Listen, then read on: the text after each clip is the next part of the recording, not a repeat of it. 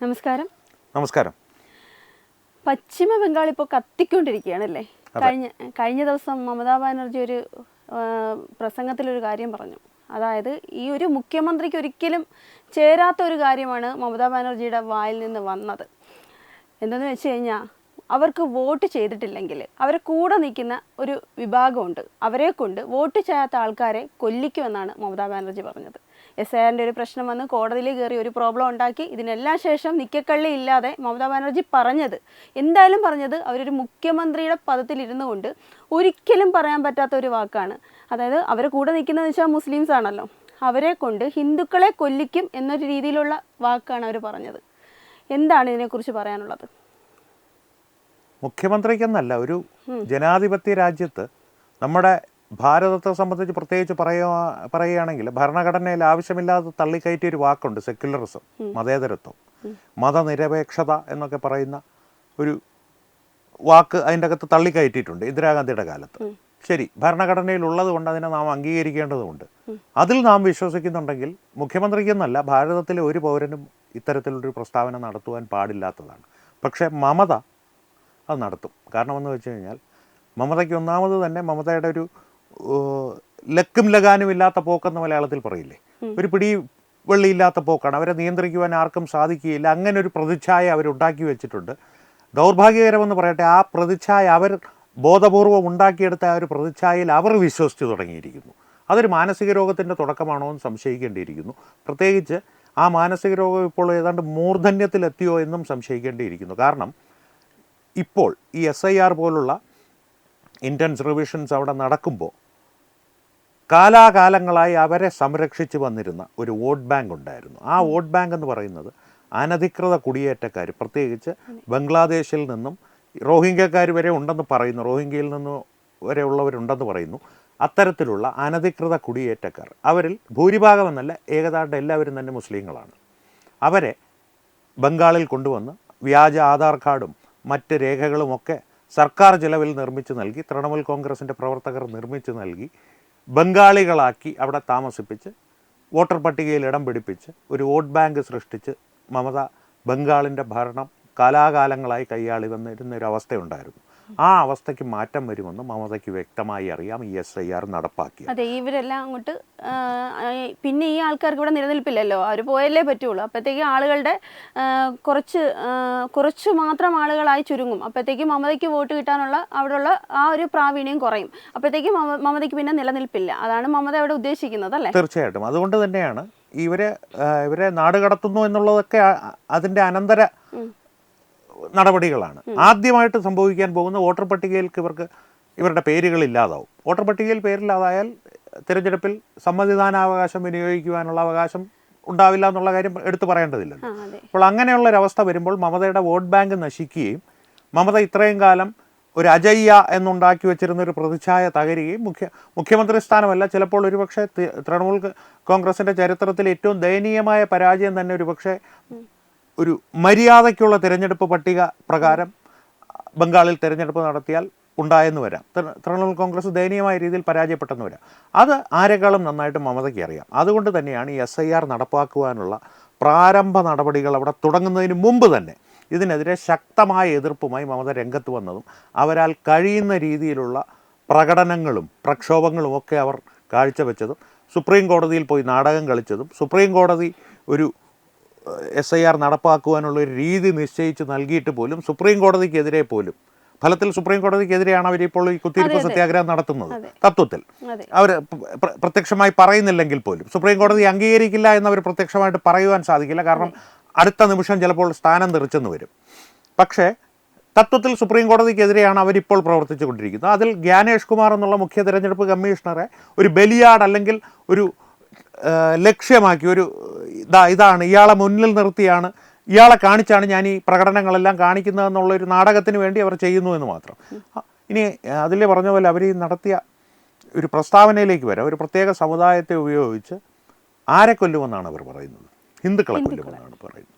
ഹിന്ദുക്കളോടാണ് ആ ഭീഷണി മുഴക്കുന്നത്. അപ്പോൾ ആ മറ്റ് സമുദായം എന്ന് പറയുന്നത് നേരത്തെ പറഞ്ഞതുപോലെ വോട്ട് ബാങ്ക് അവരുടെ ആരായിരുന്നോ മുസ്ലിങ്ങളാണെന്നുള്ളത് വ്യക്തമാണ്.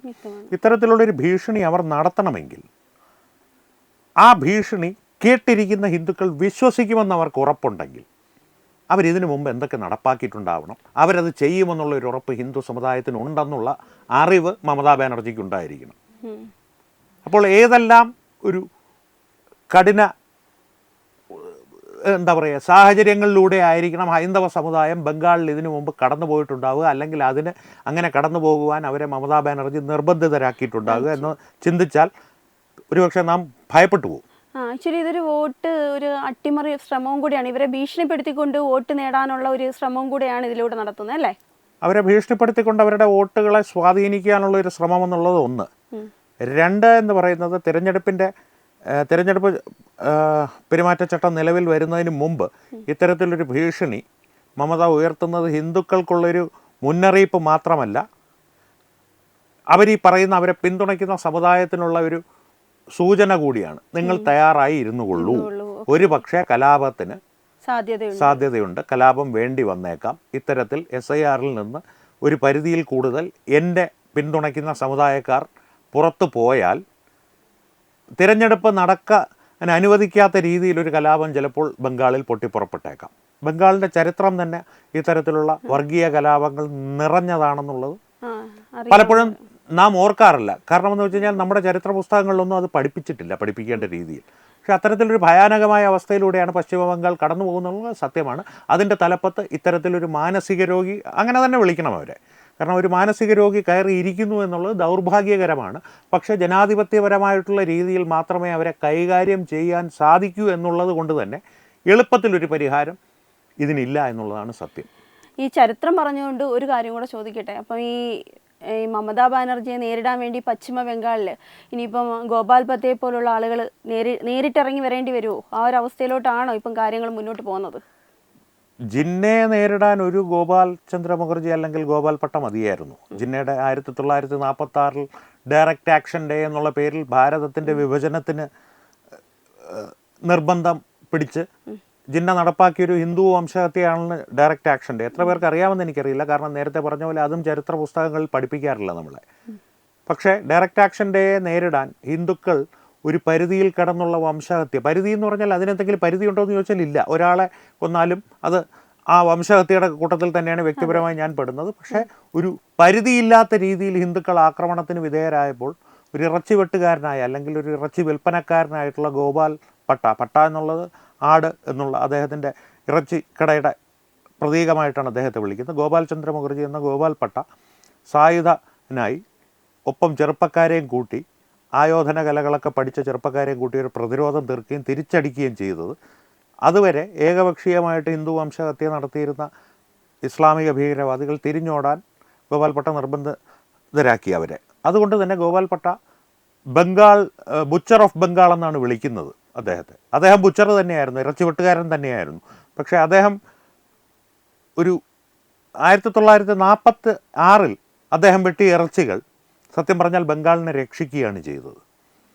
അത്തരത്തിലുള്ള ഗോപാൽ പട്ടമാർ പശ്ചിമ ബംഗാളിൽ ഉയർന്നു വരേണ്ടതുണ്ടോ എന്ന് ചോദിച്ചാൽ ഉയർന്നു വരേണ്ടതുണ്ട്. പക്ഷേ സ്വയന്തു അധികാരിയുടെ രൂപത്തിൽ ജനാധിപത്യപരമായിട്ടുള്ള ഗോപാൽ പട്ടമാർ ഇന്നവിടെ നിലവിലുണ്ട് എന്നുള്ളത് ആശ്വാസകരമാണ്. പക്ഷേ മമത ഒരിക്കലും ജനാധിപത്യപരമായി നീങ്ങുമെന്നുള്ള യാതൊരു പ്രതീക്ഷയും എനിക്കില്ല. അതിനെ നേരിടാൻ ജനാധിപത്യവും മുറുകെ പിടിച്ചിരുന്നാൽ ചിലപ്പോൾ സാധ്യമായെന്ന് വരില്ല. അതുകൊണ്ട് തന്നെ യഥാർത്ഥ ഗോപാൽ പട്ടയെ മനസ്സിൽ ധ്യാനിച്ച് പലർക്കും അവിടെ ചിലപ്പോൾ ഗോപാൽ പട്ടമാരായി മാറേണ്ടി വന്നേക്കാം. ബംഗാളിലായതുകൊണ്ട് അതിനുള്ള സാധ്യതകൾ വളരെ കൂടുതലാണ്. എന്താവുമെന്ന് കാത്തിരുന്ന് കാണേണ്ടി വരും. അതിന് ഏറ്റവും പ്രധാനപ്പെട്ട ഒരു കാര്യം എന്ന് വെച്ചാൽ ഇങ്ങനെയുള്ള ഒരു വലിയ പ്രസ്താവന, ഇങ്ങനെ ഒരു വലിയൊരു കാര്യം മമത പറഞ്ഞിട്ട് പോലും നമ്മുടെ ദേശീയ മാധ്യമങ്ങളോ മറ്റു മുഖ്യധാര മാധ്യമങ്ങളോ ഒന്നും തന്നെ അതിനെക്കുറിച്ചിട്ട് വലിയൊരു എക്സ്പോസ് ചെയ്തൊരു വീഡിയോ പോലെ അത് എടുത്തിട്ടോ അത് പറഞ്ഞിട്ടോ ഒന്നുമില്ല. അതെന്തായിരിക്കാം കാരണം? ഒന്ന്, ബംഗാളിലൊരു വളരെ എന്താ പറയുക റിമോട്ടായിട്ടുള്ള ഏരിയയിലെന്നൊക്കെ പറയുന്ന രീതിയിലാണ് ഈ തൃണമൂൽ കോൺഗ്രസിൻ്റെ ഇത്തരം യോഗങ്ങൾ, ഇത്തരം സന്ദേശങ്ങൾ നൽകപ്പെടുന്ന യോഗങ്ങൾ നടക്കാറുള്ളത്. ദേശീയ മാധ്യമങ്ങൾ അറിഞ്ഞു വരുന്നതേ ഉണ്ടാവുകയുള്ളൂ. പക്ഷേ റിപ്പബ്ലിക്കിനെ പോലുള്ള മാധ്യമങ്ങളുടെ സാന്നിധ്യം അവിടെ ഉണ്ടാകുന്നത് കൊണ്ട് അറിയേണ്ടതാണ്. ഒരുപക്ഷെ ഇന്ന് ചർച്ചയായേക്കാം. കേരളത്തിലെ മാധ്യമങ്ങൾ എന്തായാലും അത് ചർച്ചയാക്കുവാനുള്ള യാതൊരു സാധ്യതയുമില്ല. കാരണം ഇന്ദിരാഗാന്ധി ഭരണഘടനയിൽ ഈ സെക്യുലറിസം എന്ന വാക്ക് കുത്തിക്കയറ്റുന്നതിന് മുമ്പ് തന്നെ സെക്യുലറിസം മുറുകെ പിടിച്ചു പോയ ഒരു കറുപ്പിൻ്റെ ആലസ്യം ബാധിച്ചൊരു ജനതയാണ് കേരള ജനത, കേരള സമൂഹം, മലയാളി, പ്രബുദ്ധ മലയാളി എന്ന് പറയും. കാരണം ഈ കമ്മ്യൂണിസം എന്നുള്ളൊരു ലോകത്തെമ്പാടുമുള്ള രാഷ്ട്രങ്ങൾ അഴുക്കുചാലിലേക്ക് ഒഴുക്കിയ മലിനജലം പുണ്യതീർത്ഥമായി സ്വീകരിച്ച് മനസ്സിൽ വേരോടിച്ച ഒരു ജനതയാണ് ആയൊരവസ്ഥയിൽ കേരള ജനത. അങ്ങനെയുള്ളൊരു കേരള ജനതയെ ഈ മതേതരത്വത്തിൽ നിന്ന് പുറത്തെത്തിച്ച് ഇതൊക്കെ അറിയിച്ചാൽ തന്നെ ആ മാധ്യമങ്ങളെ അവർ തിരിഞ്ഞു നോക്കില്ല. മാധ്യമങ്ങൾ ഇപ്പോൾ TRPയും അവരുടെ പത്രങ്ങൾ വിറ്റ് പോകുന്നതിൻ്റെ കണക്കാണല്ലോ നോക്കുന്നത്. അല്ലാതെ അവർക്കൊരു പ്രത്യേകിച്ചൊരു ആശയത്തോടോ അല്ലെങ്കിൽ ഒരു വിചാരധാരയോടോ അല്ലെങ്കിൽ ഒരു ചിന്താസരണിയോടോ ഒന്നും ഒരു പ്രബുദ്ധതയും ഇല്ലാത്ത വെറും കച്ചവടക്കാരാണ് ഈ മാധ്യമങ്ങളെന്ന് പറയുന്നത്. പണ്ട് കേസരി ബാലകൃഷ്ണപിള്ളയെ പോലുള്ളവരുണ്ടായിരുന്നിരിക്കാം. പക്ഷേ അതിനുശേഷം എല്ലാ മാധ്യമപ്രവർത്തകരും അവരെഴുതുന്നത് 10 പേര് വായിക്കണം. ഇപ്പോൾ യൂട്യൂബ് വീഡിയോയിൽ ഞാനും അതുല്യമൊക്കെ വ്യക്തിപരമായിട്ടൊരു യൂട്യൂബ് വീഡിയോ ചെയ്യുമ്പോൾ നമ്മുടെ പ്രധാനപ്പെട്ട ആഗ്രഹം എന്താണ്? നമ്മുടെ വീഡിയോ 10 പേര് കാണണം. ആശയങ്ങൾ പിന്നെ ഒരു പിന്നിലേക്ക് പോകും, പിന്തള്ളപ്പെടുന്ന ഒരു അവസ്ഥ പോലും പലപ്പോഴും ഉണ്ടാകുന്നുണ്ട്. പലപ്പോഴും അത് ബോധപൂർവം നമ്മൾ പിടിച്ചു നിർത്തുന്നതാണ്. അങ്ങനെയല്ല. ഇത് ആൾക്കാരെ പെട്ടെന്നൊരു ക്ലിക്ക് ബൈറ്റ് എന്ന് പറയുന്ന ഒരു സാധനത്തിന് വേണ്ടിയിട്ട് ആകർഷിക്കാനുള്ളൊരു പരിപാടിയല്ല. ഇതിൽ പറയുന്നതിലൊരു കാമ്പ് വേണം, കഴമ്പ് വേണം. അതുകൊണ്ടാണ് പലപ്പോഴും പല വീഡിയോകൾക്കും വ്യൂസ് കുറയുമ്പോൾ പോലും നമ്മൾ ചർച്ച ചെയ്യുമ്പോൾ നമ്മൾ പറയാറുണ്ട്, വ്യൂസ് കുറഞ്ഞാലും ഭാവിയിലെങ്കിലും അത് ഉപയോഗപ്പെടുമായിരിക്കും എന്ന് പറയാറുണ്ട്. അത് ബോധപൂർവം നമുക്ക് ചെയ്യേണ്ടി വരുന്നൊരു ശ്രമമാണ്. പക്ഷേ നമ്മുടെ ഒരു ഇനിഷ്യൽ ഇമ്പൾസ് എന്ന് പറയുമല്ലോ, ഒരു ആദ്യം നമുക്ക് തോന്നുന്ന വികാരം ഒരു 10,000 പേര് കണ്ടാൽ നന്നായിരിക്കും എന്നുള്ളതാണ്. അപ്പോൾ മാധ്യമങ്ങളുടെ കാര്യം ഒന്ന് ആലോചിച്ച് നോക്കുക. അവർ ഇതിന് വേണ്ടിയിട്ട് മാത്രമാണ്. അതുകൊണ്ട് തന്നെ ഇത്തരത്തിലുള്ള മതേതരത്വത്തിൻ്റെ കറുപ്പ് കുടിച്ച് മയങ്ങിക്കിടക്കുന്ന ഒരു ജനതയെ മമത ഇങ്ങനൊരു പ്രസ്താവന ഇറക്കി കേട്ടോ എന്ന് പറഞ്ഞാൽ അവരത് ശ്രദ്ധിച്ചെന്ന് വരില്ല എന്നുള്ളൊരു ധാരണ മാധ്യമങ്ങളുടെ ഇടയിൽ ഒരു പൊതുബോധം സൃഷ്ടിച്ചു വയ്ക്കപ്പെട്ടിട്ടുണ്ട്. എന്നാൽ മുഹമ്മദ് അഖ്ലാഖിൻ്റെയോ അല്ലെങ്കിൽ സീറ്റ് തർക്കത്തിൻ്റെ പേരിൽ കുത്തിക്കൊല ചെയ്യപ്പെട്ട ജുനൈദിൻ്റെയോ അത് പിന്നീട് ബീഫിൻ്റെ പേരിലാണെന്നുള്ളത് തിരിമറി നടത്തി ആ വാർത്തയിൽ. അത്തരം വാർത്തകൾ വന്നാൽ അതിന് നല്ല ചിലവായിരിക്കും. അത് ചിലവാക്കുവാനുള്ള ചില പ്രത്യേക വിഭാഗങ്ങൾ ഇവിടെ തയ്യാറായിരിപ്പുണ്ട്. അങ്ങനെയുള്ളൊരു ദൗർഭാഗ്യകരമായ അവസ്ഥയിൽ കടന്നു പോകുന്ന കേരള മാധ്യമങ്ങൾ ഈ വാർത്ത ശ്രദ്ധിക്കാതെ വിട്ടത് അതിനെ ഞാൻ കുറ്റം പറയില്ല. പക്ഷേ അതാണ് അവസ്ഥ. ദൗർഭാഗ്യകരമാണ്. എന്ത് ചെയ്യാൻ സാധിക്കും? Okay, thank you. നമസ്കാരം.